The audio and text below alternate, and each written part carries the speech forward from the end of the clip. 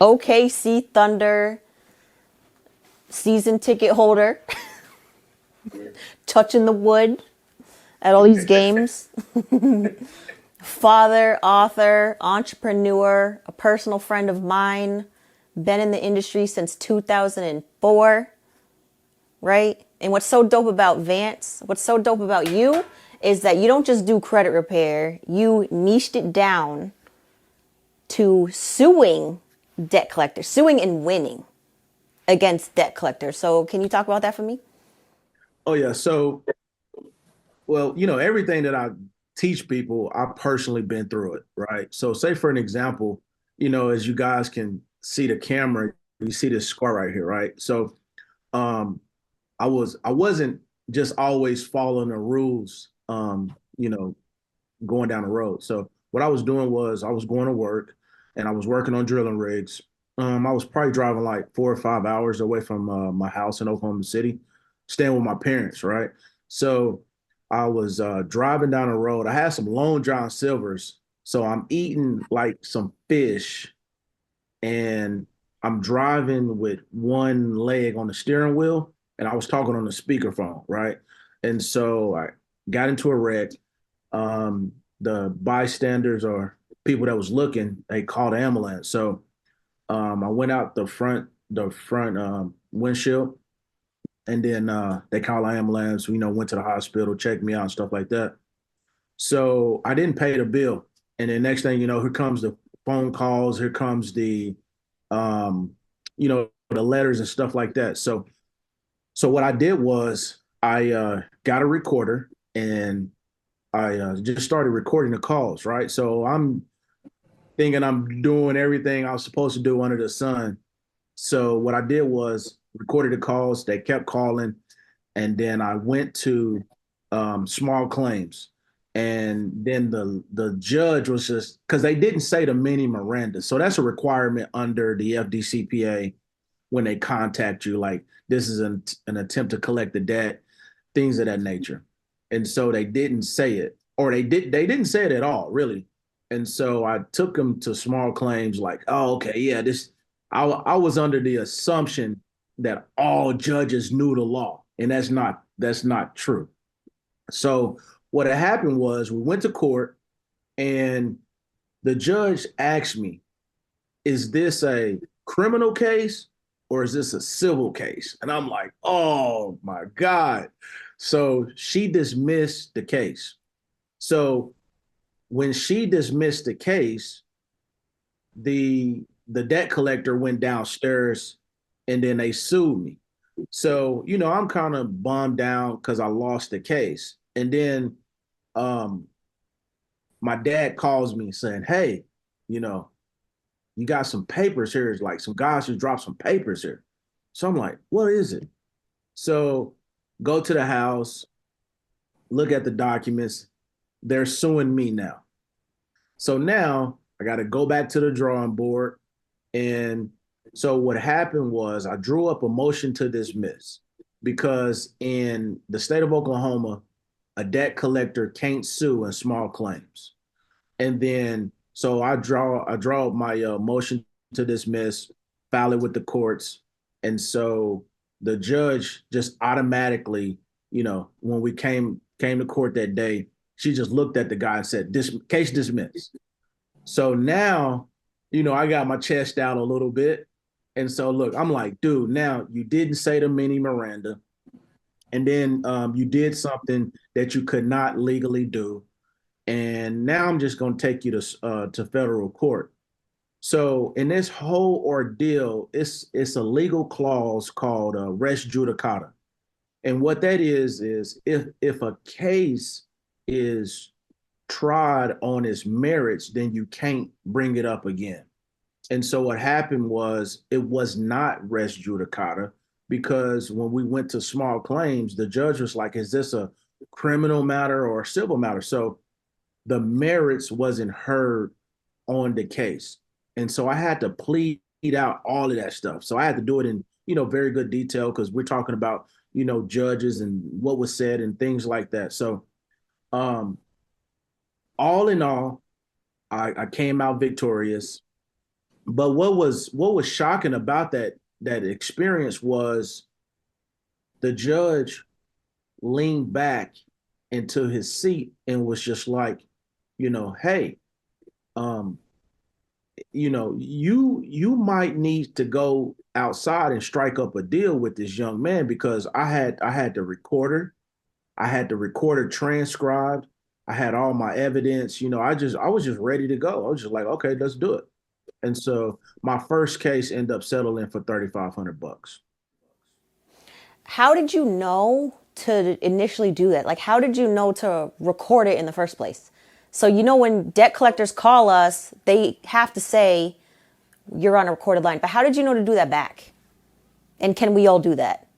Well, yeah. So to answer your question, simple. Yeah, we all can do that. We all can record the call. So let me, as easy as I might explain it, people understanding it, it might be a little bit difficult, right? So I'm in Oklahoma and you're in Florida. So I believe that Florida is a two-party consent state, meaning the both parties on the phone has to know that the phone call is being recorded. And so in Oklahoma is a one-party consent state, just one party. So let me really explain that. So that one party consent state or two-party consent state, it really goes like it's in protection for the people against the government. So it's like wiretapping laws. So it's against the government, right?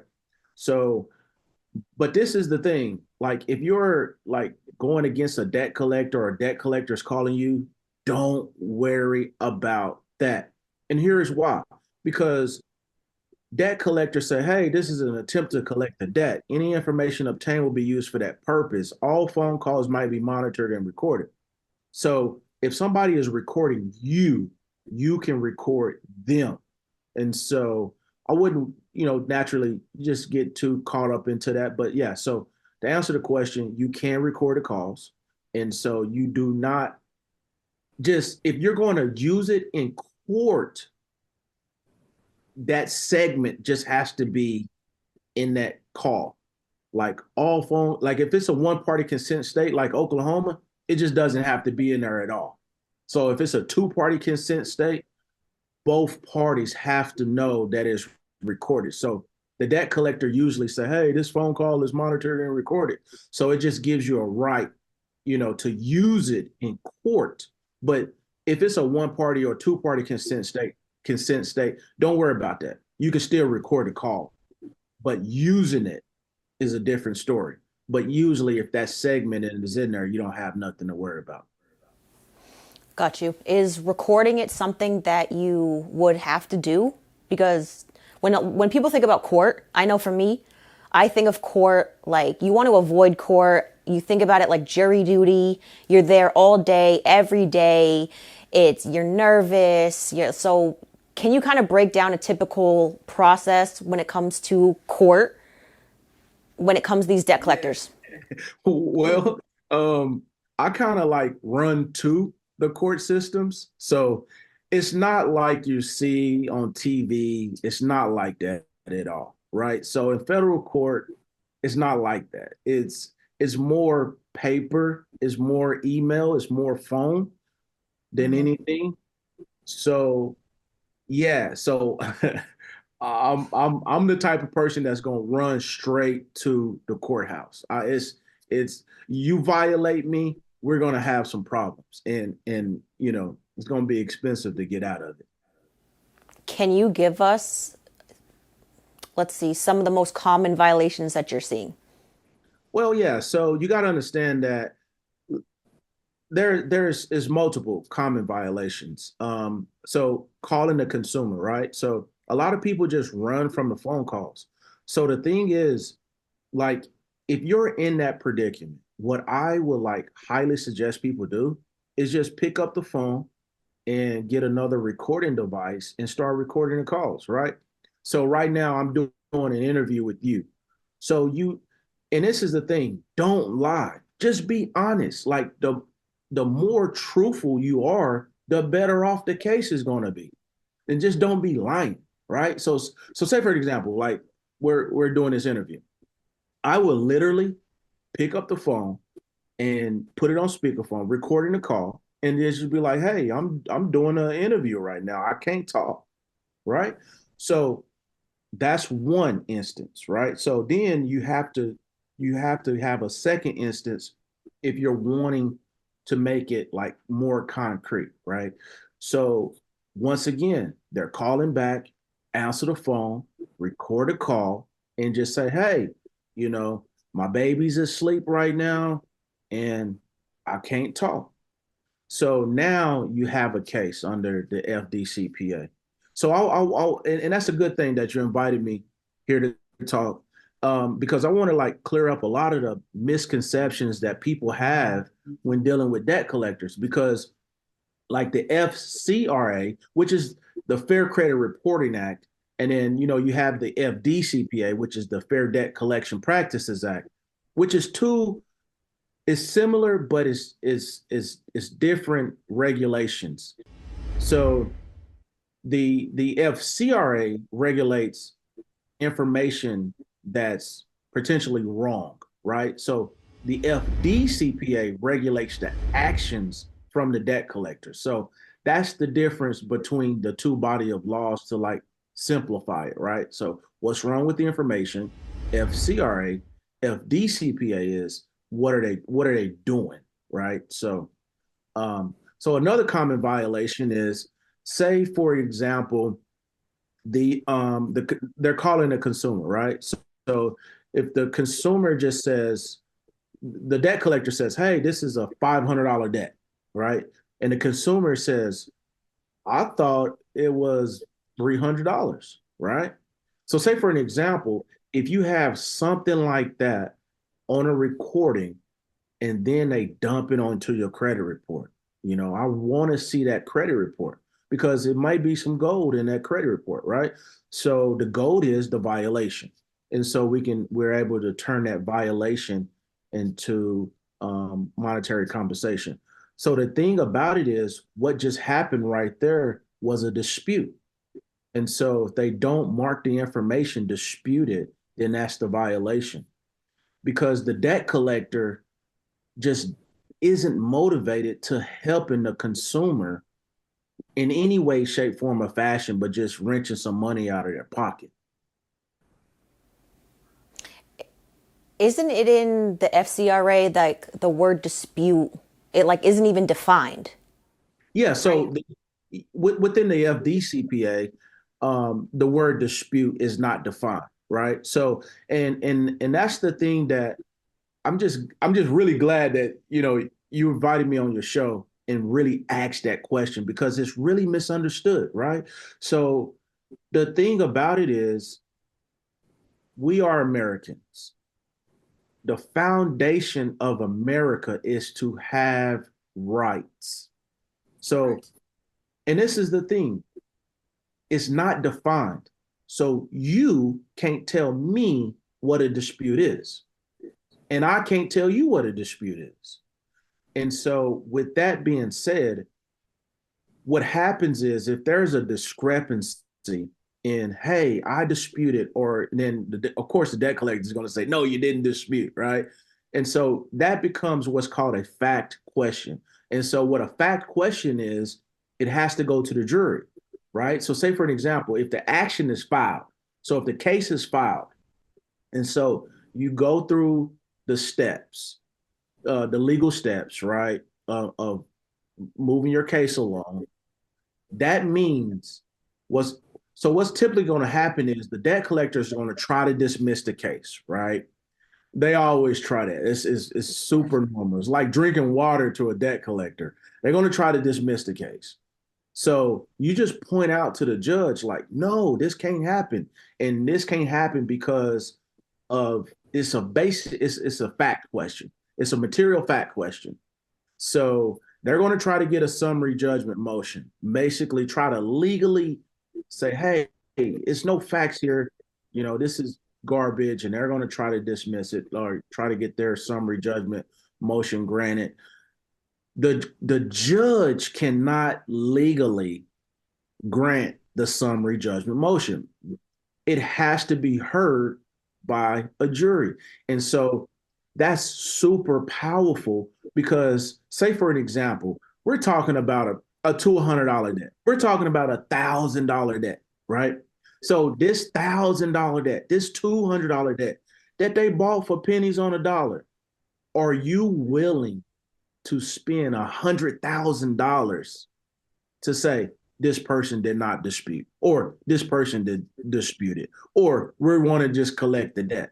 It's just not, it's just not worth it in business sense, right? So, but going through all of them hoops for the consumer is beneficial for the consumer because typically when I'm involved in these cases, you have the debt is deleted permanently. So it's not coming back. And then you have the debt waiver. So this means that the debt is totally wiped away legally. Can't come back, not going to be reported again, all of that above. So like it attempts to make the consumer whole, and the debt collector, tries to escape the liability from the lawsuit, but it won't happen if I'm involved in the lawsuit. So that's basically the motivation to tell consumers to do things like this. Not only did you just say, not only is it going to get rid of the debt, the financial obligation completely. So, for example, if you have all these medical bills on here or whatever, it's going to get rid of that financial obligation completely from the consumer, and it's deleted off the credit report. So, like, that's the motivation to do these things. So, how easy is it basically for someone like me to just walk into the courthouse and file this after, say, I recorded them on the phone, I got the recording, then what do I do with it? What do I do with that? I used 2 cell phones, I got the recording, and then what do I do? So what would you say I do with this? Well, great question. Like, am So, I going to get some money? yeah, well, okay, so I'm gonna cover all bases, right? So, say for example, let's talk about the money part. So, in the United States right now, as we talk, it's $405 to sue in federal court, no matter what type of case it is. And then you have to serve the party. So you got to give the lawsuit to the debt collector. So that typically can be like $50 to, 150 bucks, right? So depending on the company, where it's at, and all that type of stuff. So let's just give or take and say $500 is on the table. So let's go back to another scenarios. Let's say, for an example, the consumer just has no money, right? So we can go to the courts and say, hey, look, this is this consumer's financial snapshot, right? This is what this person looks like, right? Can we waive all of this? And some of the times the courts say yes. So that's what it looks like on that aspect, right? So, but before they grant you and say, hey, you can proceed without money or you can't, they look at the complaint. They see if the complaint is thorough enough to even grant that type of stuff. And so if you're like self-help, a lot of the times it's a big, super steep hurdle because you have legal pleading standards. And so um, just trying to figure this out like on your own, like the first time, a lot of people they can't get over that hurdle. And um, so yeah, I will reach out to someone who has the experience, and get a little guidance before you start doing that. Because a lot of people come to me and, they didn't copy something online and then they get hit with like a motion to dismiss. And then it just turns out not to be good for them. And it's just like, bro, I wish you would have came like before you did this. And it's just like, hey, I'm copying this, or hey, I got this. And I'm like, man, it's just not good. So because you got to understand that the laws are changing. Well, not the law specifically, the statutes is changing. The cases around the statute is changing. So you got to have someone who knows how to do that type of research specifically, um, because I've been told several times and that companies and courts and judges just don't like this body of law because it helps you know that needy person, you know and so it just doesn't help the rich. And so you know Can you give us a little more about common violations you're seeing? Like top three violations somebody could look at their credit report and see violations, or what would you tell somebody who is new to this? What would they be able to look at their credit file? What's something that they should look at? What's something that they should go for? Or should you wait for those phone calls to come in and record? Or can someone just look at their credit file and see that, hey, I might have a case here, and move forward like that? yeah, so let's talk about basically the letters, right? So say for an example, we talked about the phone call, so let's talk about the letter. So the letter, essentially you get the phone call, now here comes a letter. It's very important to look at the FDCPA, and then you have it's certain requirements. The FDCPA lays out the requirements that has to be in a letter. So a lot of the times that's what I'm looking for in the letter. And well, you have to understand that the FDCPA is for the least sophisticated consumer. So it's for the common person. And so you don't have to get all fancy and stuff like that to respond to the letter. But I highly suggest that people that's getting them types of letters to reach out, right? So, and I'll give a little guidance on how to respond to them type of letters. And because it can be, um, the consumer can get compensation if done right.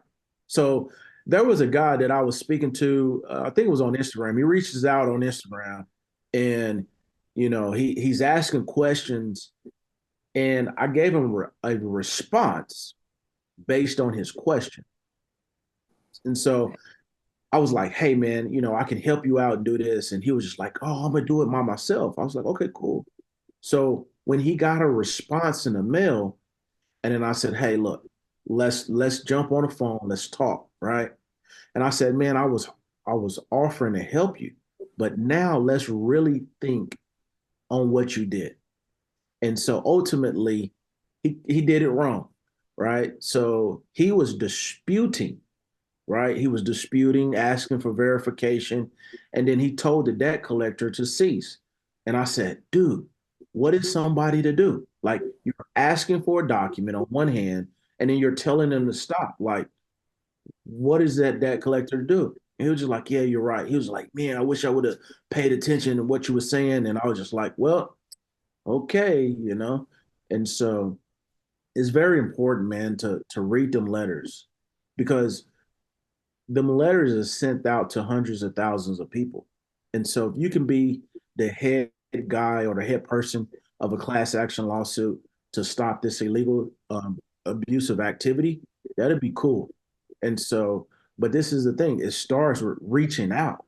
And so the debt collectors do that because they don't want consumers to like know what their rights are. And that's a problem. And the FDCPA says it lays out the foundation on how they, supposed to contact the consumers and things of that nature. So it's as simple as, because I know somebody like myself, I'll overcomplicate this. Sounds like the guy on your IG did too. But it's as simple as getting that phone call. And as you said before, don't lie. If you're at work, tell them you're at work. If your baby is sleeping, like you said, tell them your baby is sleeping. I can't talk about this right now, right? Should you tell them to, what if they say, well, what's a good time for you? Or I'll email you. Or should you tell them to do that? Or should you just leave it at that because you already told them you're busy, and then when they call back, that's the violation. Am I understanding that correctly? Yeah. So, so look, I'm just be completely honest with you, right? So I'm just trying to get a violation. I'm just trying to get a Okay. violation, right? So I'm just putting enough rope out there, and they're gonna hang themselves.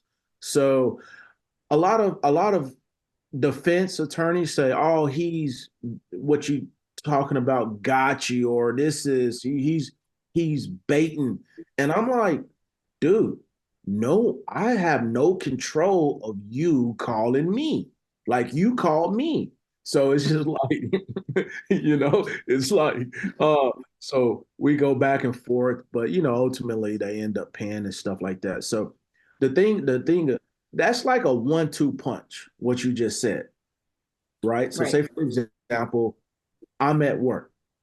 And what consumers don't understand is that's a that's like is I want to give the analogy is not telling someone to stop, but that's like telling someone to stop, right? So I'm at Okay. work, right? And then I can't talk right now. Again, that's like telling someone to stop, but it's not telling them to stop, right? So, say for an example, that's two violations in one. If the consumer can get that on like one recording, that's two violations in one. Because how the FDCPA is written out.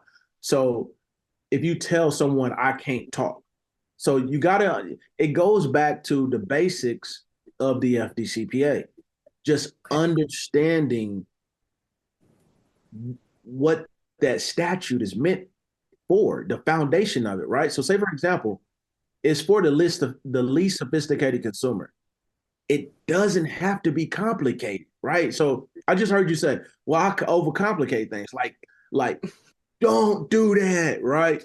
So say for example, I like getting a lot of my ideas from like a nail tech, right? Because a nail tech don't have anything to do with like credit repair or suing anybody. They're gonna if somebody that's not like in the niche or in the community that you're in, they're gonna find the simplest way to do something. And so that's the thing that I like to follow is the simplest thing to do whatever it is. And so like I say, that's two violations in one. People just don't know. And Right. so the FDCPA lays out what's inconvenient to a consumer, but you just got to tell them.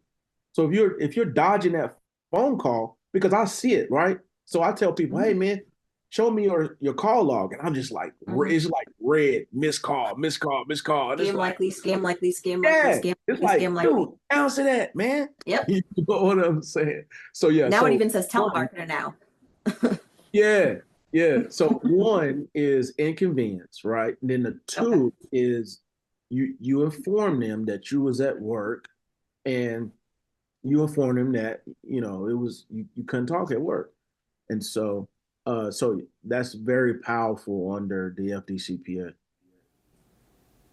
So let's go back to the money real quick. Well, maybe we should talk a little bit more about the money. That original filing fee. So it used to be $402. Now it's 405. So that original filing fee, can you get that back if you win your case? Can you get all that back? Yeah, Okay. yeah, yeah. So yes, you get 100% of that back, right? Because Mhm. it's like this the civil rights statutes, right? So it's what's called a fee shifting statute. And what that is it's like somebody like me, right? Broke as a joke. Don't got $3,500 just to go knock on an attorney's door and say, hey, this is the type of case I want you to take, right? So it's a fee shifting statute. And what that means is anything that the consumer comes out of pocket, once the case is successfully like litigated and done with, you can get your money back, right? So the FDCPA allows consumers to obtain 100 to up to $1,000, right? So give or take on what the debt collector has done. And so it's just going to depend. So, but without a question, The consumer gets their actual money back. Yeah, if they had to Right. pay for consultation, they had to pay for the filing fee, if they had to pay for whatever it is, right? Just show a receipt, and the lawyer, or you present that to a judge if you're representing yourself, and you say, "Hey, I want my money back." And so the FDCPA allows for the consumer to get whole with the money that was spent. So, going more than just breaking even, what are some dollar amounts that consumers can win? What are some cases that you're winning? I mean, you're winning like all your cases. So, just so people know, like Vance is not an attorney, but you're winning in court all the time, right? Yeah. So, So I've been a part of, I guess, the landmark case that a lot of people talks about is when I helped a guy here from Oklahoma City. He stays in Dallas now. His name is Alan Jones. It was 1.5 million.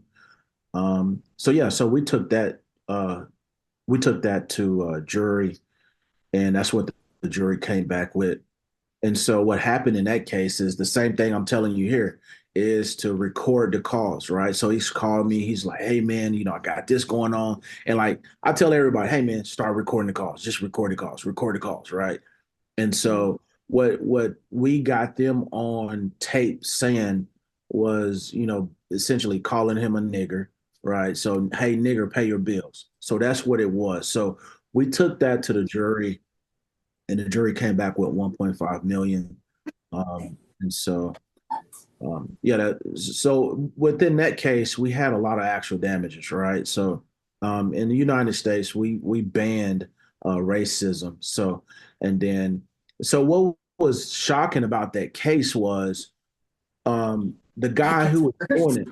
Yeah, the guy who was doing it, the guy who was making the phone calls, he recently. You got to understand the mentality of debt collectors, right? So he had recently got out of prison not too long, right? So think about it. When you get out of prison, like nobody wants to give you a job, and that's just the reality of like the United States, right? And so he stumbles in and be a debt collector. So you got to understand another aspect of being in the debt collection industry, like is high turnover rate. So Right. he moved up the ranks pretty quick, right? So he didn't have nothing to do. And he's like, all right, so these people is coming in and out. He's moving up the ranks. And so what happened was we kind of like psychology, like played with him a little bit, right? So guys, they put a lot of ego on the line. And so, we have this thing going around now in 24. It's called like stand on it, right? So we had him on tape, and he just folded in the deposition. And so he still had that prison mindset. And so we used that against him, and he admitted to everything under the sun. And he stood on that, and we stood on $1.5 million. Sprinkle, sprinkle. Yeah. What? Okay. Okay. The reason why I like the FDCPA is like it doesn't have procedures for consumers to follow, to dispute, right? So the FCRA has procedures in place for consumers to dispute. So to be on, like, to just tell you, it's like, you know, me and a UFC fighter, right? We're fighting. The FCRA protects these companies just a little bit more. But once they break the law, a little bit more exposure. But the FDCPA is just all brawl out, like let's go. You know what I mean? Because it's not it's to protect the consumer in a vicious way, and it's no procedures for consumers to dispute. And that's what I like about it. But like, the FCRA, you have to say, "Hey, I'm disputing the completeness and or the accuracy of the information." And next thing you know, now either TransUnion, Equifax, or Experian has to say, this is a good dispute or whatever, and then they have to relay it over to the furnisher, and it's just hoops, right, that the consumer has to go to. But dealing with a debt collector, it just doesn't exist like that. So this applies to medical bills, right? What percentage would you say credit reports have errors on them?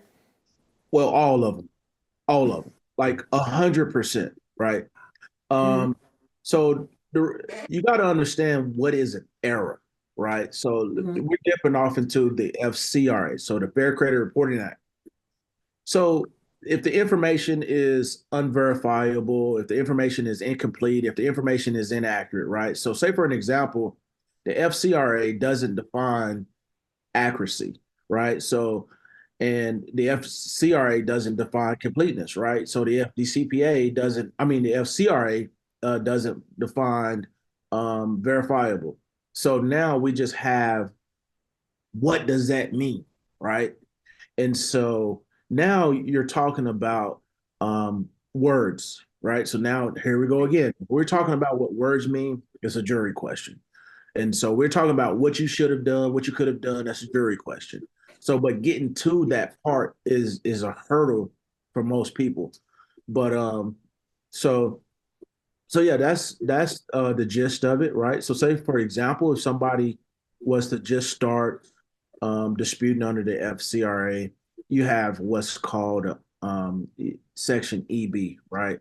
So, and what I'm saying is, to the people that's viewing this, you have the FCRA, and if you look at the table of contents, you have like A, B, C, D, E, F, G, right? You have it in order, and then they have 602, 603, 604, 605. It just goes in alphabetical order, and then it just goes, and you know you just figure it out. You know what I mean?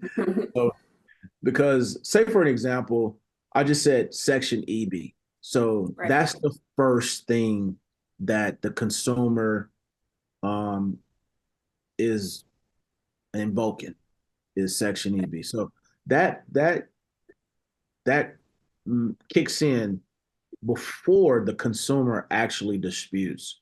So say for an example, if a consumer had a valid claim, you can sue the consumer reporting agencies without even disputing. That's a claim within itself, without Right. even without even sending a written letter or whatever the case may be.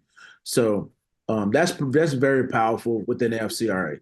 So a lot of people don't understand when it comes to the FCRA, when a consumer sends, let's say for example, the letter. When a consumer sends the letter, that letter is considered under the FCRA a reinvestigation. Um, and so, why is it called a reinvestigation? It goes back to EB, right? So, say for an example, they had to do something right the first time. And so, when Mm-hmm. you're addressing the situation, it's called a reinvestigation. And so there's procedures within the FCRA that the consumer reporting agency have to adhere to, which is never done. So I was a part of my own case in 2019 where I had to sort out all this stuff, what could have done, what they should have done, and stuff like that. So we came up to the agreement of $300,000, and I had to hire an expert witness. That cost me like $10,000. I had to do some depositions that cost me $2,500 a piece. And so people don't know the amount of time that has to go into it. People don't know the amount of money that has to go into it.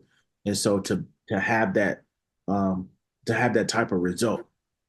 And so what I discovered in my case was, which is in everybody's case, you just have to go and explore it, right? You just have to bring it to light that, and in my case was Experian, right? So Experian didn't do the, um, they didn't do a proper reinvestigation, right? So it's handled overseas in South America, and so it's quite shocking that the people where they handle their disputes, they really don't speak English like that, right? So the dispute was mishandled. And I proved that, in depositions and going through discovery and stuff like that. And then um, what I found out in deposition, the lady who was giving me her testimony on what happened in my case, she wasn't, she didn't even have a passport. So how can you tell me what's going on overseas when you never been there? You know, it's like it's like how you gonna tell me what's in my refrigerator if you never seen what's in my refrigerator? It's just come on. Facts. Yeah. So we got her testimony disqualified, and then we was getting real deep into motion practice to subpoenaing people who actually touched my dispute and stuff like that. So they didn't want to deal with nothing like that, and so they we ended up settling for 300,000. For people that are just finding out about this, what resources would you recommend that people start learning about the FCRA, the FCDPA? To be honest with you, I, let's say for an example, right? We look at the FCRA. It's about 100 some odd pages. So somebody might look at that Right. and get overwhelmed. And really, all you need to just hone in on is Section EB, Section I, Okay. and S2B. That's it. And really, if you was just like highlight and copy and paste like on a Word document, all of that stuff I just said, it's probably 4 pages. Okay. Probably 4 pages max. So it's a lot of it just don't don't matter to your situation. And Right. so like the FDCPA, uh, I think it's about probably 5 statutes that I use out of that routinely. Whole thing. It's Okay. yeah, it's not much that people um need to do to be successful. To the people that send the paper trail, that dispute with letters, do you recommend or would you say that they should be quoting these laws in their letter? Does that help? No, Okay. no, no, no, no. Well, let's leave that up to the courts, right? So say Right. for an example, when people reach out for help, I gotta see, of course, I'm requesting what they sent and what they got. And it's not there. It's just like, dude, if you would have took out this 609 stuff, right? Just take out the 609, right? Yep. And if you just left that out, like it'd have been good Right. because it's up for the interpretation. But when you're specifically saying a rule or a statute, that's not up for interpretation, you Right. know? And so I think a lot of people just need to drop that type of stuff because you, so that's why I like the FDCPA so much, right? So say for an example, even though my 3-year-old son is scribbling, scrabbling on whatever, it's a valid dispute, regardless of whatever it is, right? So the debt collector doesn't have the power to say, "Oh no, this is invalid," right? But under the FCRA, you got the consumer reporting agency to say, "Hey, look, this ain't valid," you know. So that's why I like the FDCPA a lot. What would you say to the, so when you send a dispute letter to one of the agencies and they're supposed to put like dispute remarks on there, what do you say to the ones that the dispute remarks aren't being added? What would you say in your professional experience when you see that happen? Because I see it happen in my office where we'll dispute and then 30, 60, 90 days later, the trade line isn't in dispute. There's no dispute marks added. And, what would you say to people or CROs that encounter the same problem? You got to head to that courthouse. You Right. got to head to that courthouse because, you have a statutory violation. And it's very important to understand that you got to have actual damages with that, with the violation too. So, like a denial, or if you're paying for like credit monitoring or something like that. Um, so you got to have that actual damage, right? So you got to have that harm because of a recent Supreme Court case, the Ramirez versus TransUnion case. That's Mhm. super big right now, That's a big case. yeah, dealing with consumer statutes. Um, so, but what I would do specifically is just reach out to someone who's like done it before, right? That has a track record of doing it, and then just litigate it out, just litigate it. So, yeah, because I know, like I said before, a lot of people hear the word court, or they already don't have the time, the money, it's nervous. But you touched on a good point that says there's a difference between federal court and like civil. Yeah, yeah, federal court. Yeah, so say for example, what I've talked about was state court and then Mhm. federal court. So in state court, you also have your criminal side and you got your civil side, and then also you got the same thing in federal court. So you got your civil side, you got your criminal side, and so. Right. But this is the thing. We're in the United States of America. Just get comfortable, and we're at that stage to where we got all these social media outlets, and Right. Google is at the palm of your hand to where you can just reach out to someone and say, hey, look, you know let's talk about this for like 30 minutes, you know what I'm saying? And somebody can share some knowledge with you.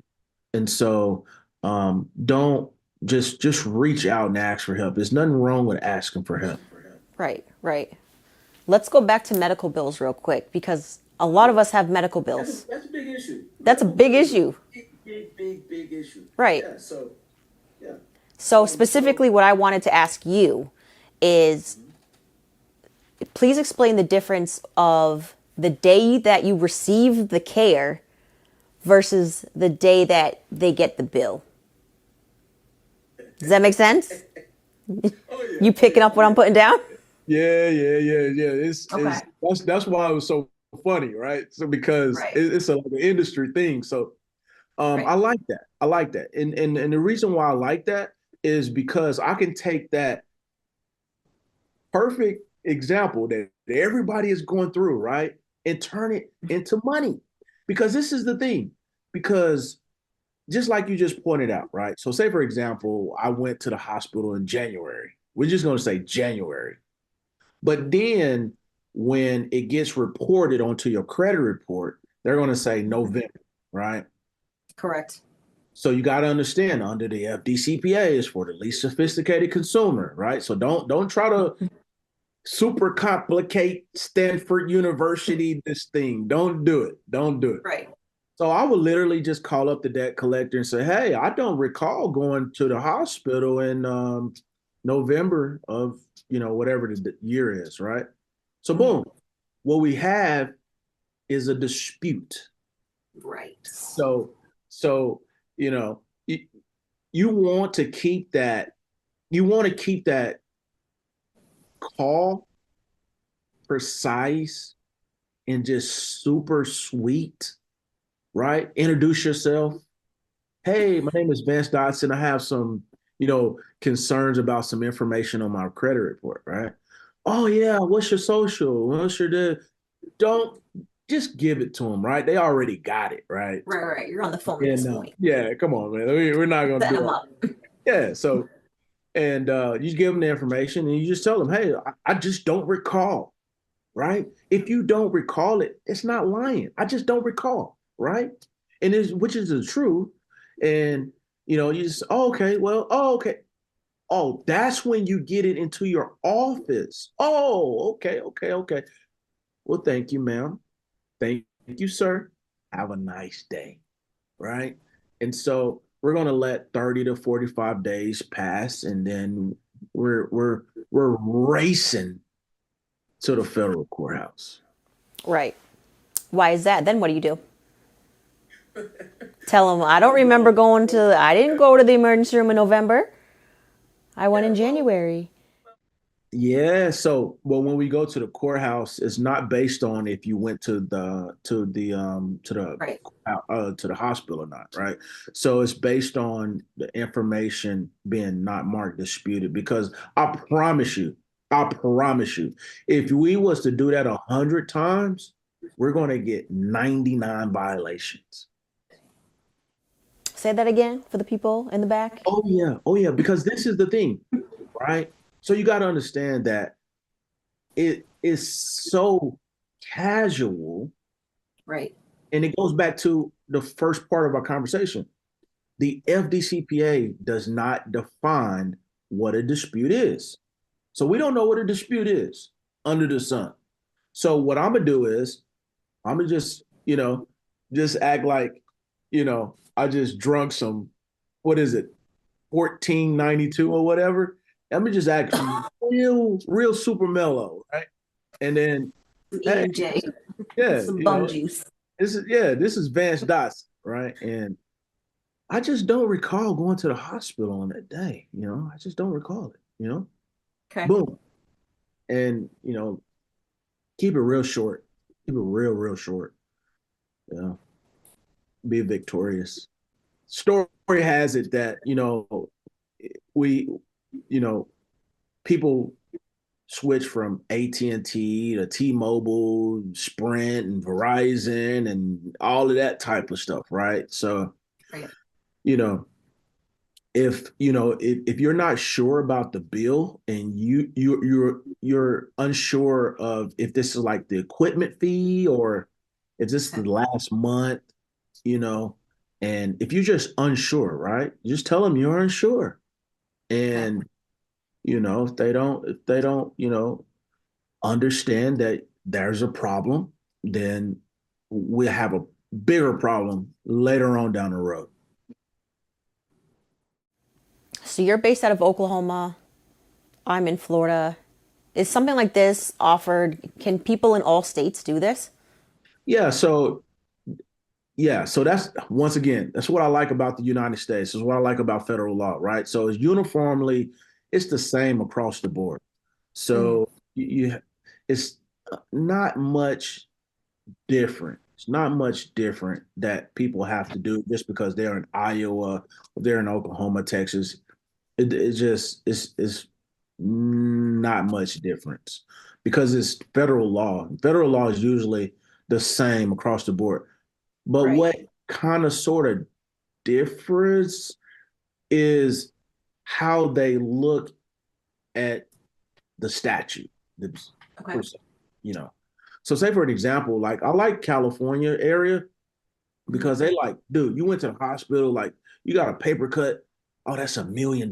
You know what I'm saying? But like Yep. somebody in like, let's say Oklahoma, same case, they gonna be like, you got a paper cut, it's no damages, you know?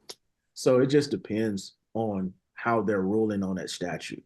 So say for an example, some states or some circuits recognize mental anguish as an actual damage, which I think collectively all of them should, because that's an actual damage, right? So Right. some circuits just say, "Hey, look, no, it's not," because I do understand it, because it's easily, um, you can easily allege that, right? So it's just like a car wreck. Somebody get into a car wreck, first thing they say, "Oh, my back hurt," right? And so, but I think the mental health needs to be looked at when it comes to this debt collection, because it really does play a big burden on people's mental health dealing with you said what? Oh, I said 100%. Especially like you're saying, medical bills. There's people that are hundreds of thousands of dollars, 20, 30 thousands of dollars worth of just medical bills alone, and they're getting harassed by these debt collectors. harassed. Yeah, because this is the thing. Yeah, it's no joking matter. So, say for example, when I'm doing research, I seen the CFPB release a um, statistic saying that 58% of Americans has medical bills on their credit report. So, the number one and number two reason that people file for bankruptcy, number one is to reduce the interest on student loans, right? Right. So because you can't like discharge them in the Right. bankruptcy. Number two is medical bills. So that was the thing when President Obama was in office. That's why he was pushing for the healthcare because that's the number two reason why Americans want to file bankruptcy. And say for an example, as of now, the CFPB did a research and said 58% of Americans have medical bills on their report, equaling up to $88 billion. So, yeah, that's a lot of money. And um, yeah, so I would like to take a little chip at that and come up with a solution for consumers around the United States. What are some of the violations that you're seeing with these debt collectors? They're not allowed to call between certain hours, after certain hours, and before certain hours, right? Can you touch on that a little bit? Maybe somebody doesn't understand that they're getting violated, pause, and by these debt collectors. So, can you talk about a little bit of the time of the window of time that they're allowed to contact you in the first place? Yeah, so I had active probably now.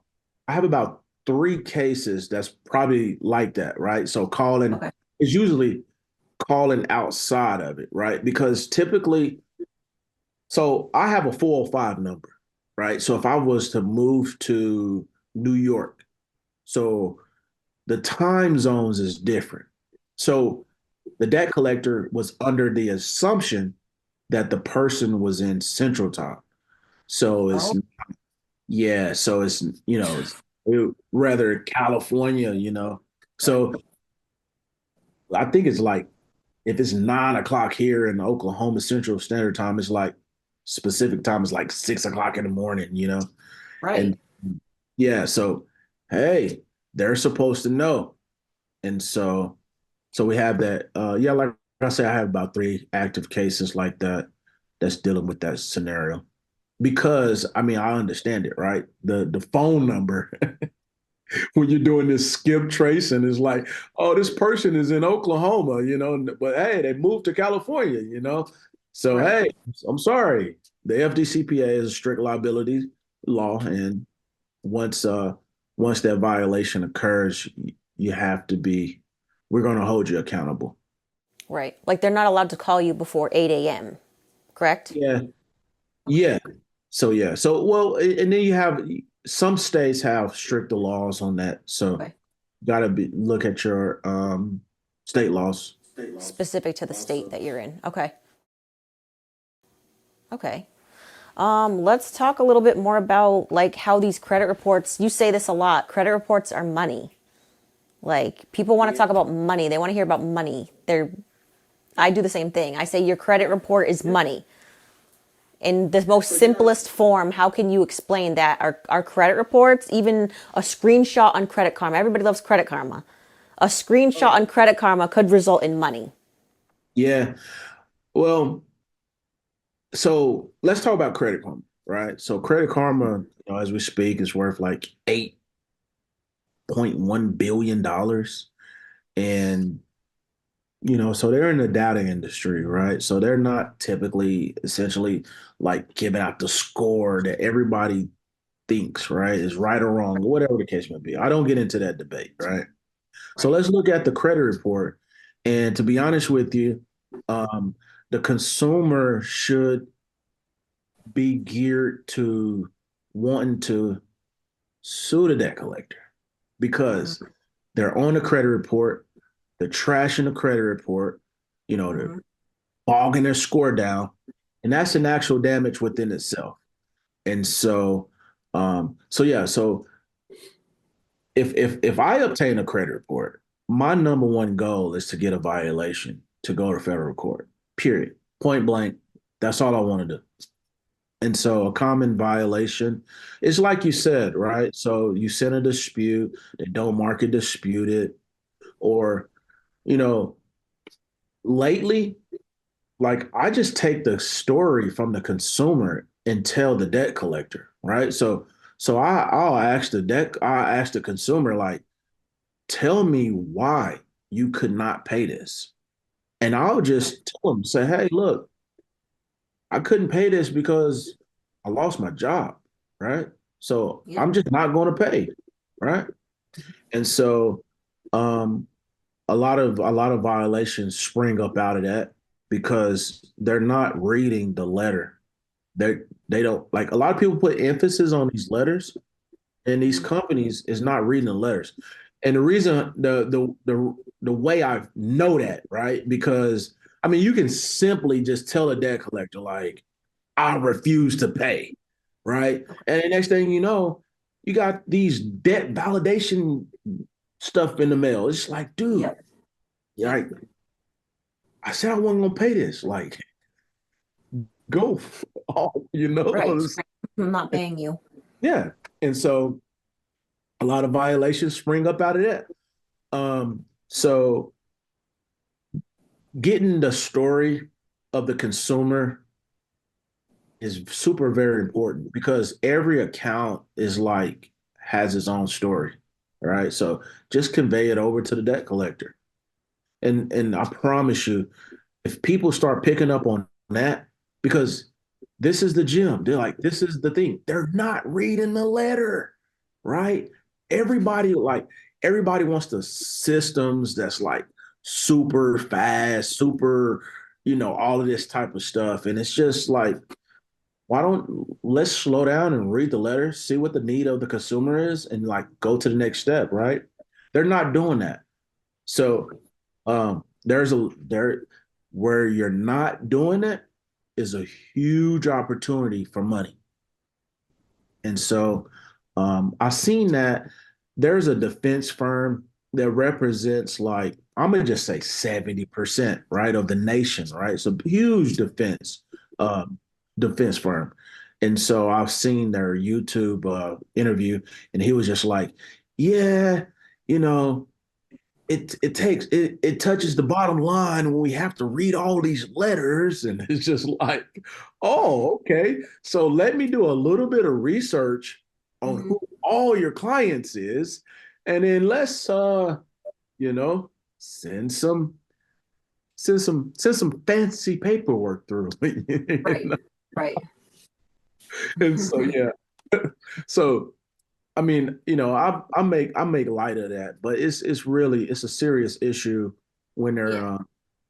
when they're ignoring a dispute, right? When they're not really reading the dispute.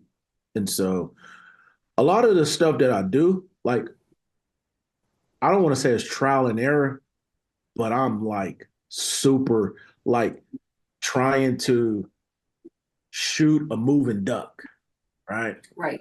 So, say for an example, what's picking up right now is text messages, right? And Okay. so with text messages, you have technology that's that's always moving, right? So say for example, there it's a great system out there. It's called Go High Level, right? And so within Go High Level, you're allowed to like pick up keywords, right? So say for example, Correct. the debt collector sends that text message to you. Hey, you owe this money, and then they're gonna say, hey, stop, right? They're gonna Yep. stop. That system, because of Twilio, just automatically picks up stop, right? So say for an Right. example, I had a long run at it before the industry kind of like caught on to it. So I would just tell a person, I say, hey, just text back, I refuse to pay, right? So that's statutorily what the consumer has to say. And Okay. so we had a long, good run out of it, right? So before a lot of lawsuits sprung up, a lot of people was like a lot of debt collectors breaking the law. So about $5,000 north, it was just like golden, right? Just doom, just coming in. So I was like, dude. So, like I say, it's a moving duck, right? So we we got to come up with different right? Different ways to say I refuse to pay, right? Correct. So so I just don't have any money, right? So I'll use that, and use until they catch on to that, and then we find something else, and then do something else, and it's always a moving target with debt collectors, and so yeah, Seems like it's easier. it's kind of We it's make it kind of harder, crazy. basically. Yeah. Well, look, he probably didn't ask for it, but come here one second. Just come here one second. Come here one second. Come here one second. Again. Come here one second. We're live right now. Come on, come on, come on. Oh, hey, This is the poster postman. man. This is the poster man. So we're doing a interview right now. So if you, I mean, okay, look, I'm a lot younger than you, and what we call You're not a this, lot younger than me, but go ahead. yeah. And we have a meaning called no cap, right? Mm-hmm. So what no cap means, I ain't lying. So what did you just deliver here? Like, what did you just deliver here? And we're gonna open it, but we're gonna tell you to Certified letter. okay, certified letter. But I'm finna open it 1 second. We're finna open it up, and I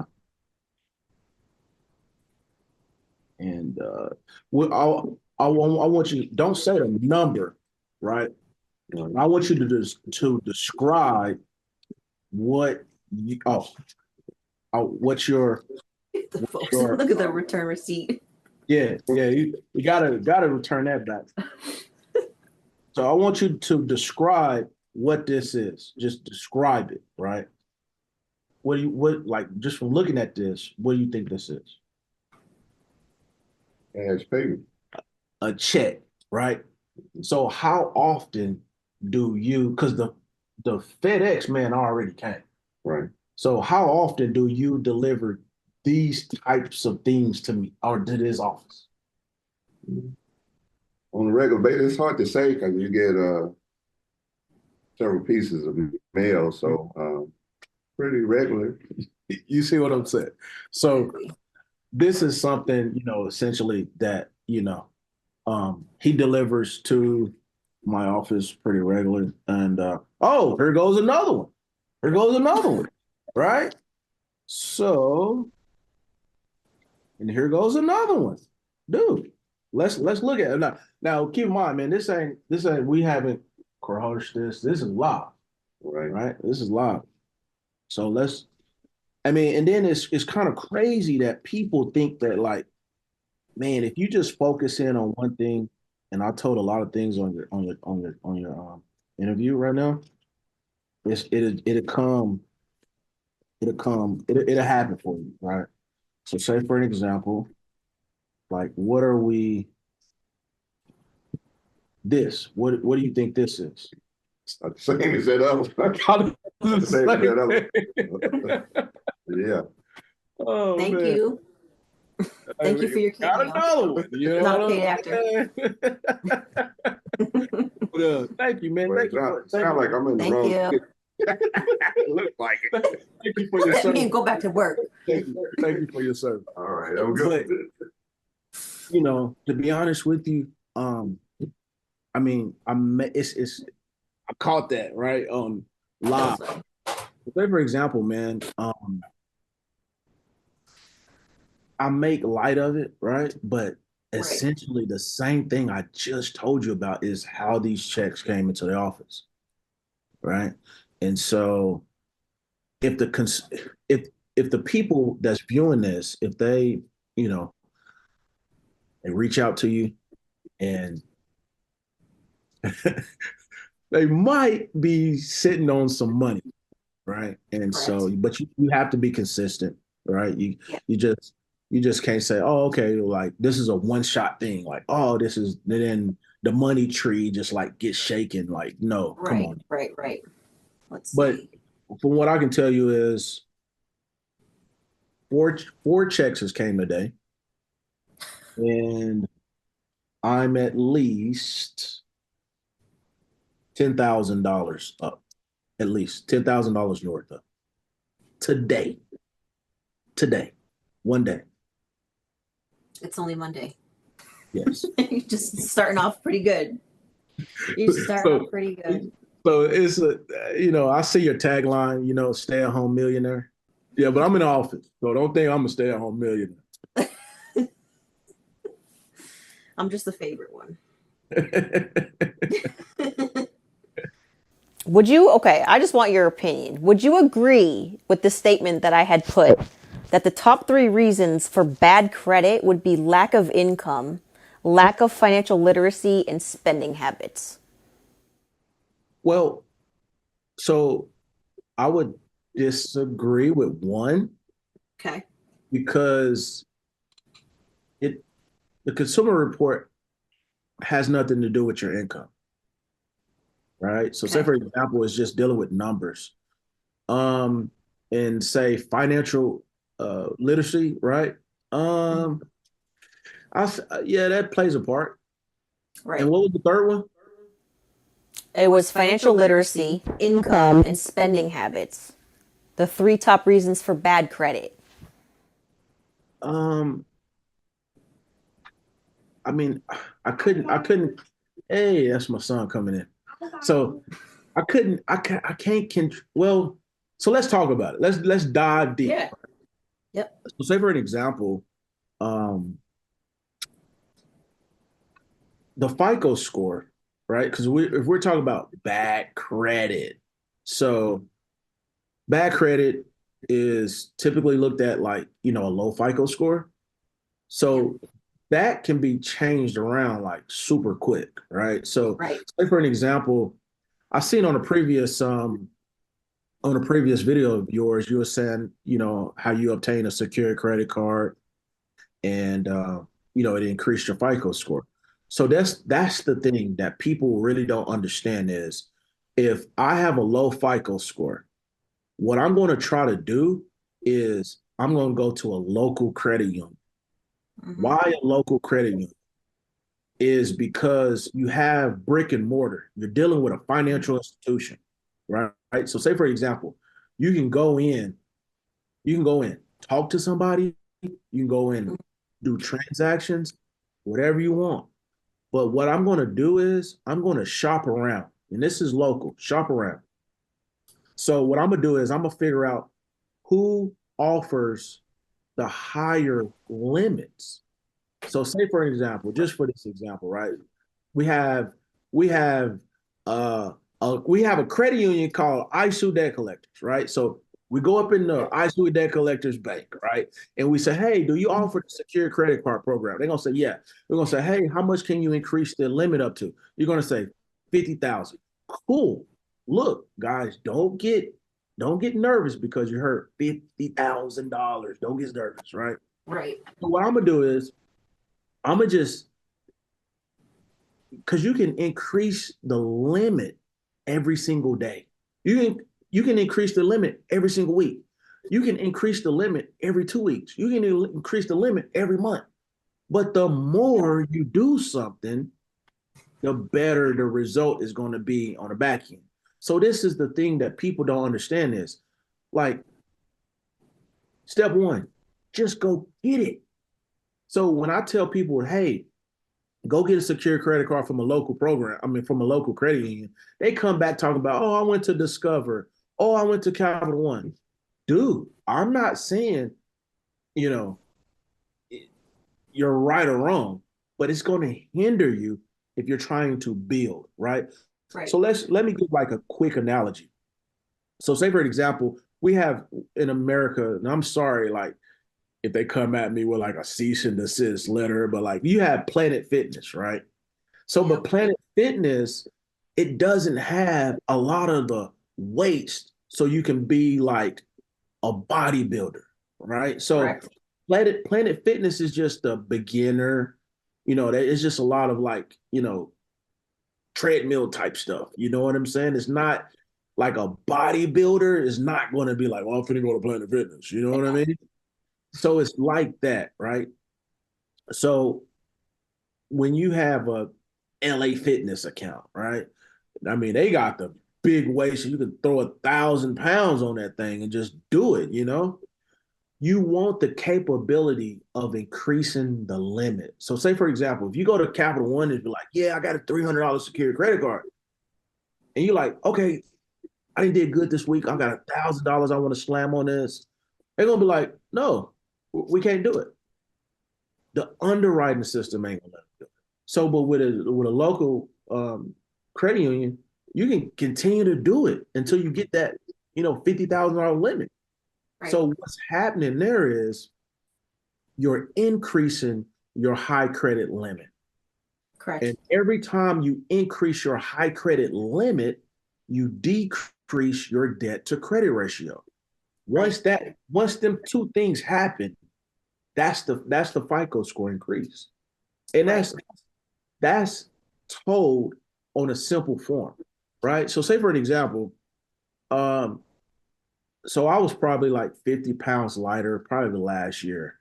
And so it's a great guy that I look up to is Brian Ponder. He was just like, look, I understand that you're walking a lot, but you have to incorporate weights into what you're doing. And next thing you know, I got to studying the science behind weight loss and building muscle and burning fat. And it's all the same. It's no different from, whatever the case may be. It's all science, it's all numbers. And once you understand the very basic points of it, now you're able to get a little jiggy with it and build up a lot of muscle, or you just want to get toned and stop. It just depends, right? So input, output is very important. And that's the case with credit repairs, input, output, right? So I think if you like had to slice credit repair up, it's two things: increasing the FICO score and disputing, right? But them things, they don't necessarily mash together, right? Because people will pay you and be like, well, you dispute everything and now your credit report looks like a white sheet of paper. And then they gonna come back and say, hey, why my score ain't up? You see, so it's not it's hard to explain, but it's not like the transmission in the motor, right? So you need to build credit. And that's something that a credit repair company can't do for you unless they coming out the pocket, right? Right. So the disputing is one and building a FICO score is one. And so, but even in this aspect, right? So I did research on who doesn't have an active credit card in America, and it's over 100 million people. They just don't. So it's a third of Americans who don't even have a credit card. So I was just like, dude, you know what? I'm gonna just make a book. This is before Chat GPT. I was like, dude, I'm gonna make a book and just give it out to the people for free.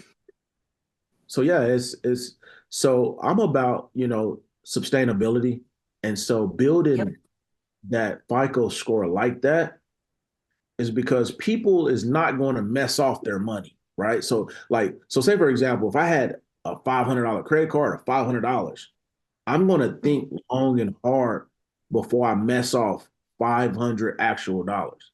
But with this $500 like a credit card, let's go buy some bottles. You know what I'm saying? Right. So that's why I like that secure credit card, because that's your money and you ain't gonna mess it off. And so, but that's like to manufacture a FICO score, that I'll go to that 100% of the time, because you can literally just keep increasing it, and then you're going to attract other future credit card offers by doing that. And so what people don't understand is it's like it goes back to lifting weights. how much do you want, right? So how more defiant do you want your abs? How more defiant do you want your arms, or whatever the case may be? You just work on it, and you just keep doing it, and then next thing you know, you look, it's like, dude, I literally had a lady into my office, right? So I'm like, so I give her the book, right? It's free, right? And I keep saying it every time I mention this book, I'm gonna just say before Chat GPT, because there's a lot of Chat GPT stuff going.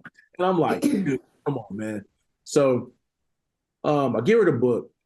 So just like anybody else I'm talking to, I take out time and explain all this type of stuff. A lot of people don't do it.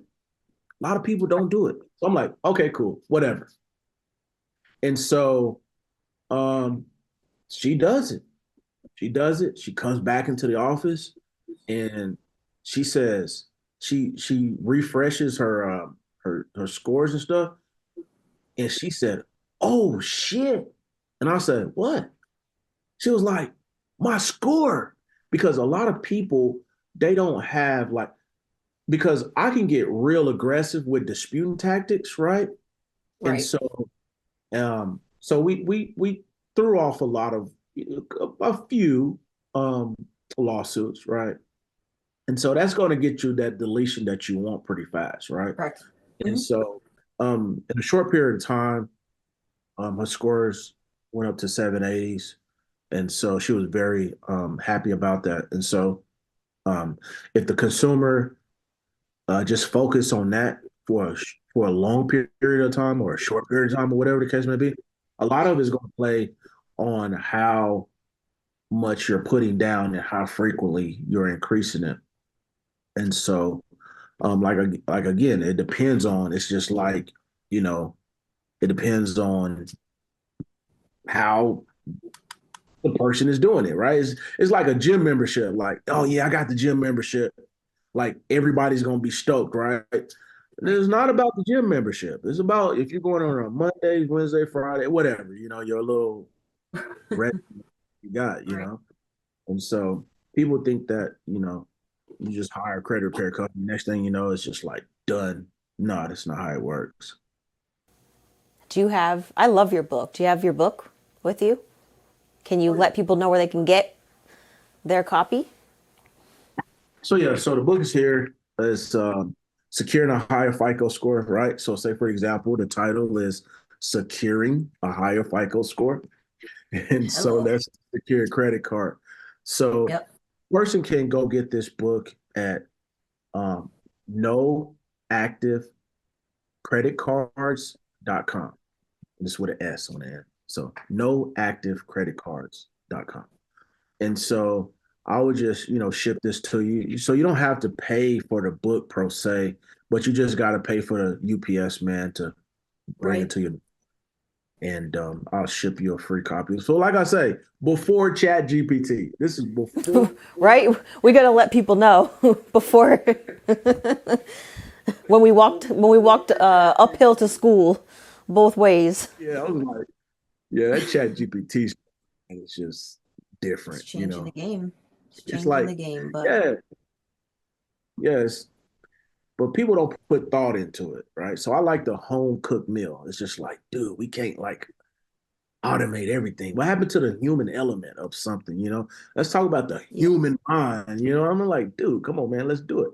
trying But to to eliminate be it.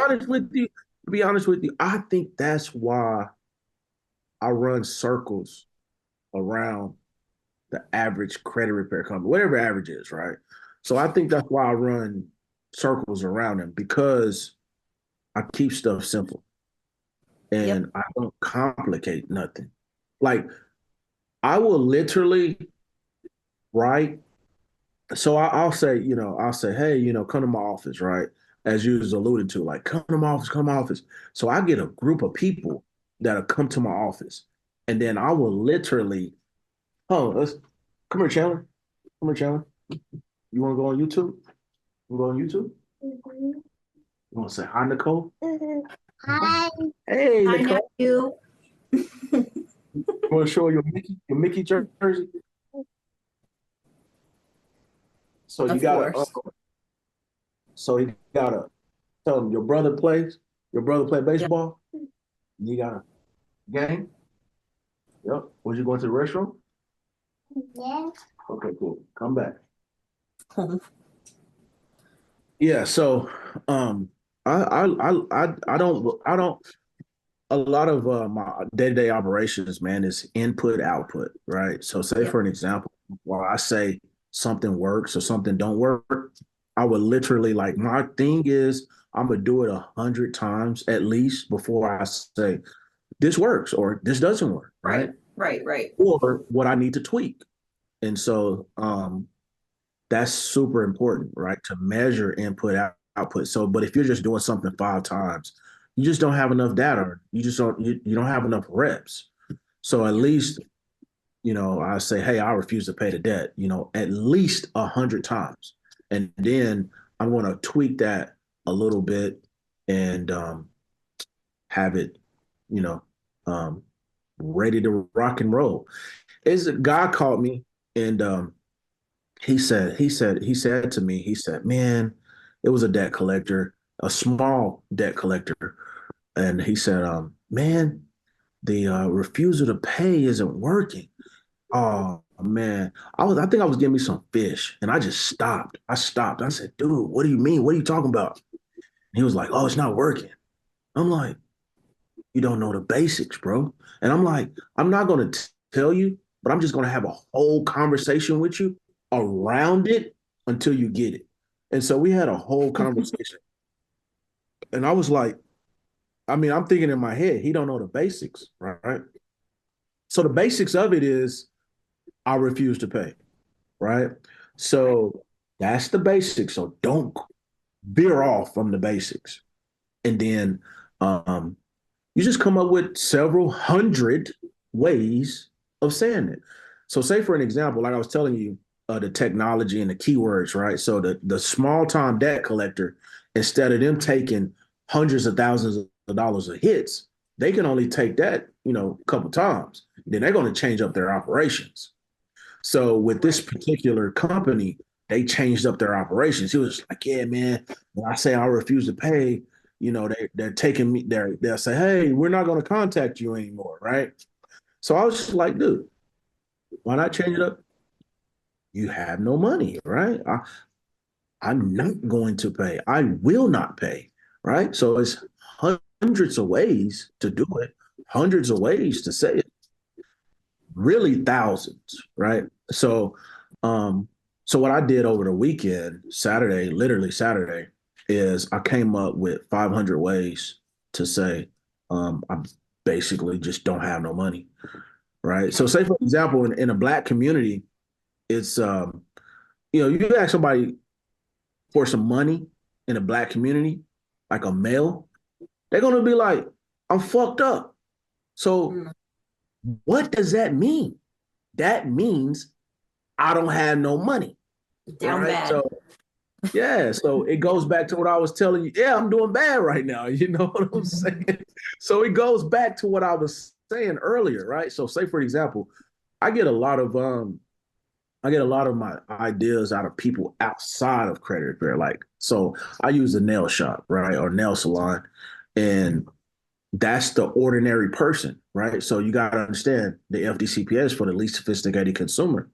So if people is thinking like that, well, then that's what it is, right? So um, I'll just play with it, right? Like we have a baseball game this evening. I would literally just take my iPad and I would just literally come and just say, um, yeah, I would just literally freak it out, right? So say for example, I'm gonna open up my phone and come with let me show you what I was coming up with.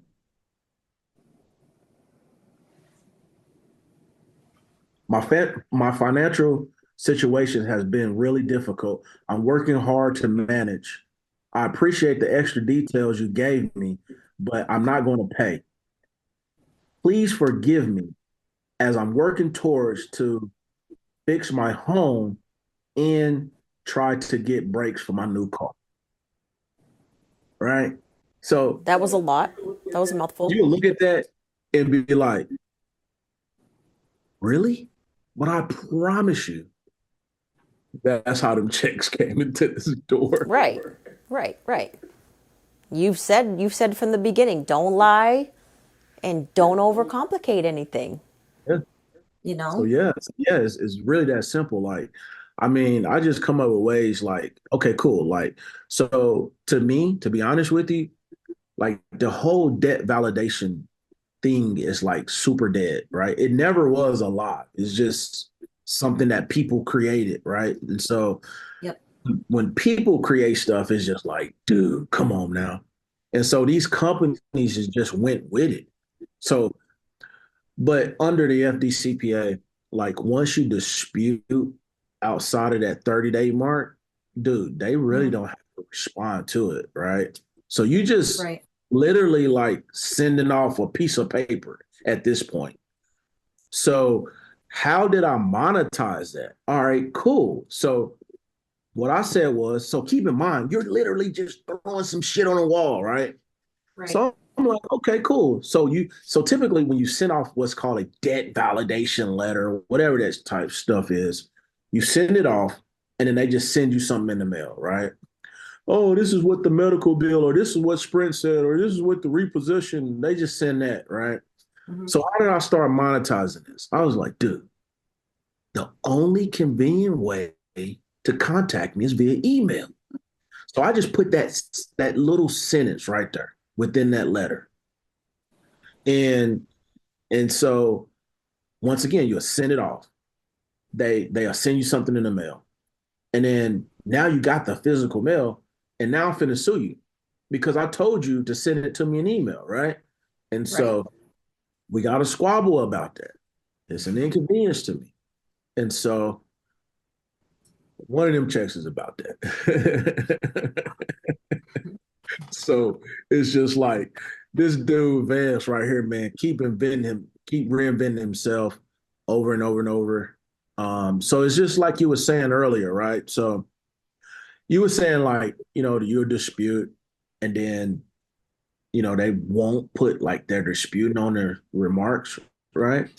Yep. And so that's a violation under the FCRA and the FDCPA, right? Right. So a lot of people come to me and they're like, oh, I'm like, okay, screenshot this. Show me what I need a full screenshot, right? And so they'll have them remarks on there. So, and then I ask them a question like, so some people might have like a legitimate like issue, right? And I say, well, because they can say it's disputing, but you really didn't take care of the dispute, right? So I asked them, like, they'll come back with like, you know, some answer, right? And I just be like, okay, cool. So what I would do is I would literally just handwrite, say, I'm no longer disputing, update my credit report, right? So when they don't update the credit report, they don't remove it, Right. Right. Right. violation, right? So yeah, so Love it. once again, so like it's all about the violation. It's never about the debt, right? I don't even care about the debt. And Right. then so yeah, so like a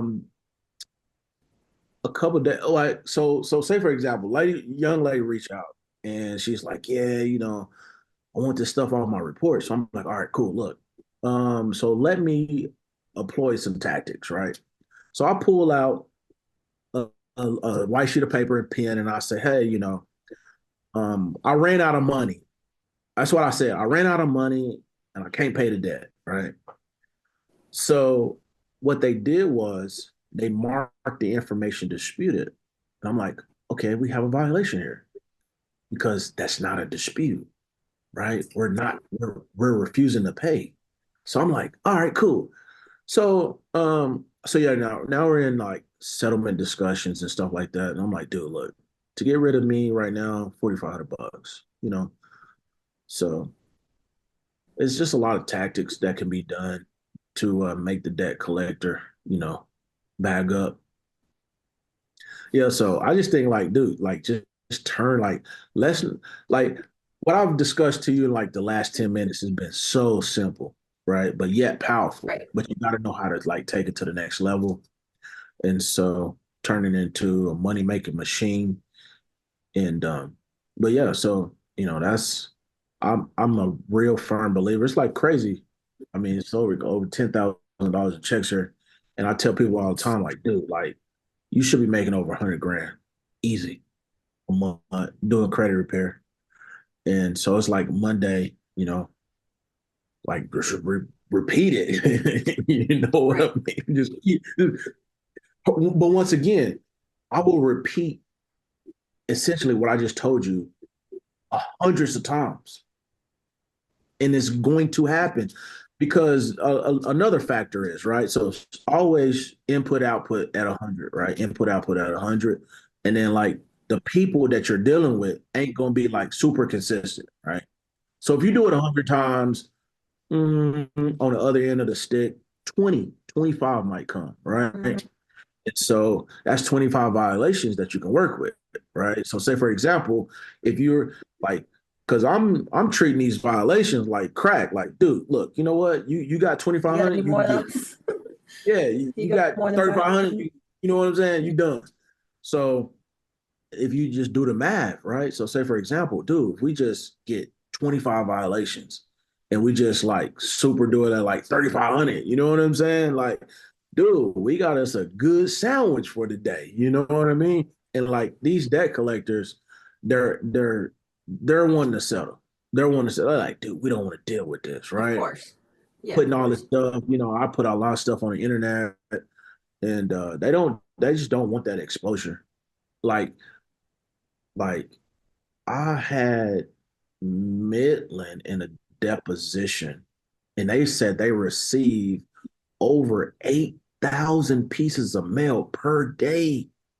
Right. I'm like, dude, okay, if I can slip one letter through their system and get 4,500 bucks a day, that's over a $2 million business, right?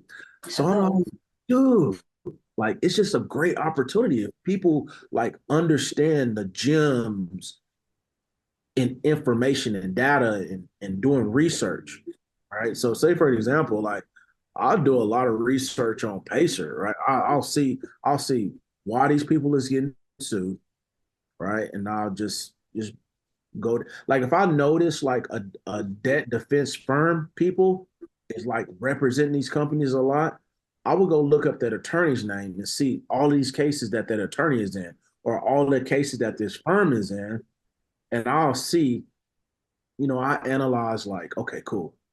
This case took 3 months, right? Now they got a notice of settlement. So it took 3 months to settle. Okay, cool. So let me go back and research the case and see what they Yep. did. And then I just reverse engineer it. I would recommend everybody gets a Pacer account. Would you agree with me? Get a Pacer account. I'll spend at least $1,000 a month on that thing. Yeah. I know. Yep. I But bet.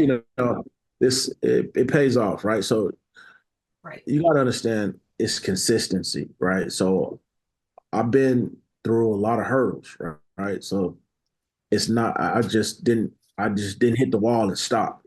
I hit the wall, got up, dust myself up, and continue to do it. So it's not just an overnight success. It's not it's 20 years in the making, and I'm still working on the weekends, coming up with different things to say and do, things of that Yep. nature.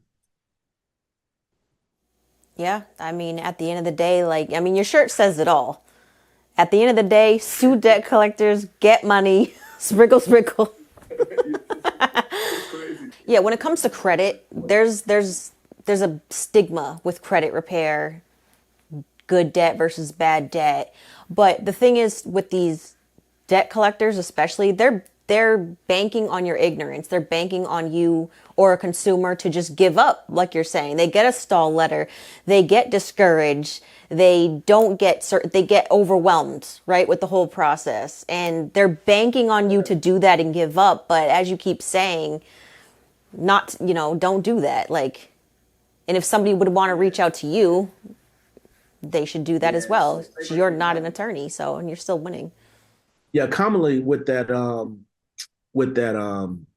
stall letter, right? So say for example, typically that's coming from the consumer reporting agencies, right? So When I typically get it, I'm going to draft a lawsuit because under the FCRA, it doesn't. Well, let's talk about TransUnion specifically. TransUnion, they're going to say, "Hey, um, we applaud you, and did you use a credit clinic and all that type of stuff, right?" So, say for example, under the FCRA, it doesn't give them the right to do that, right? So, under the FCRA, it says it has to be frivolous and something else, right?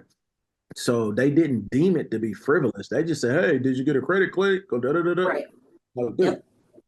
you didn't reinvestigate the dispute at all. So now, we're going to go into litigation about that. So once again, that's another opportunity that people can take and just turn it into money. But they have to know like the basics of what to do, and how to spot it and turn an opportunity like into compensation. Like, I mean, I'm not a rich guy. I'm from East Side Oklahoma City. Like, you had to turn like the bad things into the good things like all the time. You know what I'm saying? So you just got to know how to like recognize it. For someone that's just starting out, either with repairing their own credit, starting a credit repair company, or wanting to do what you do, what would you recommend? Well, starting a credit repair business, really, I would 100%, man. Um, it, I want to change the landslide of like all of this, how credit repair is viewed. So starting out, go 100%, go get your credit monitoring. Like go get a credit monitoring company, not a credit monitoring link. Like not, you know, somebody giving you $5 every time somebody sign up. No, that's a piece of the pie, right? So say for an example, Bakery. go get 100% of the pie. Yeah, we get 100% of it. Like, you got to understand, like, it's super profitable. And the thing about it is, like, while, a lot of people glorify the money, but it's not the money. You got to understand this. Credit Karma, I get my data directly where Credit Karma gets their data from, directly, right? So we got the same data broker, right? The thing about it is they're worth 8.1 billion. So say for example, they're giving out the data they're giving you free. So it has to be something valuable within what they're doing to be worth $8.1 billion, right? So it's the people's information. So starting out with a credit repair company, I would tell them, dude, look, go 100%, go get your own credit monitor.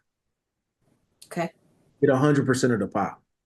And then do your affiliate marketing, how they do that, right? So do the whole affiliate marketing, how they do it, build that up, and really stick to one thing, right? So whatever that one thing is, like just like super run it up and just be laser focused on that. So I'm super focused on debt collection, right? So that's what I'm monetizing. So it's a couple of ways. Like I looked at all of the ways that a debt collector would contact a consumer, and then I just came up with a way to monetize it, right? So say for example, we talked about the phone calls, right? So that's a way to contact the debt collector. And so the emails and the text messages can be done um, one way, meaning like just refusing to pay, right? Or changing it up a few different ways. And then we talked about the letters, and then we talked about the credit reporting. That's 5 different ways. So, and that's all the way that collector can contact the consumer. So I just figured out a way to monetize it, and it's that's basically what I stick to, and that's what I do. And now you're getting checks every day by the handful. I think it's a beautiful thing.